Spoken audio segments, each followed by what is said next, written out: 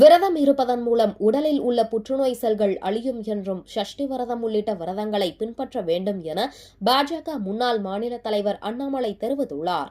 புதுச்சேரி மாநில பாரதிய ஜனதா கட்சி சார்பில் இளைஞர் எழுச்சி மாநாடு மற்றும் சுவாமி விவேகானந்தர் கோப்பை கிரிக்கெட் போட்டி நடைபெற்றது.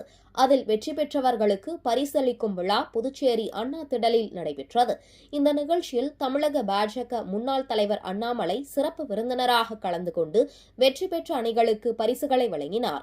அதன் பின்னர் நிகழ்ச்சியில் பேசிய அவர், புதுச்சேரி மாநில உள்துறை அமைச்சர் நமச்சிவாயம், புதுச்சேரி மாநில பாஜக தலைவர் விரதம் இருப்பதை சுட்டிக்காட்டி, விரதம் இருப்பதன் மூலம் உடலில் உள்ள புற்றுநோய் செல்கள் அழியும் என்றும், சஷ்டி விரதம் உள்ளிட்ட விரதங்களை பின்பற்ற வேண்டும் என்றும், புற்றுநோய் செல்களின் வளர்ச்சி உடல் உழைப்பு இல்லாதவர்களிடம் 7 மடங்கு அதிகமாக இருக்கும் என்றும் விமர்சித்தார். புத்தகங்களை இளைஞர்கள் வாசிக்க வேண்டும், உடல் பயிற்சி அவசியம், ஜிம் மட்டுமே வழி அல்ல, யோகாவை பின்பற்ற வேண்டும் என்றும் அண்ணாமலை அறிவுறுத்தினார். அமைச்சர் ஆயிட்டனா அடுத்து ஒரு பொறுப்பு வேணும், முதலமைச்சர் ஆயிட்டனா அடுத்து பிரதமர் ஆகணும், பிரதமர் ஆயிட்டனா அடுத்து என்ன ஆகணும்.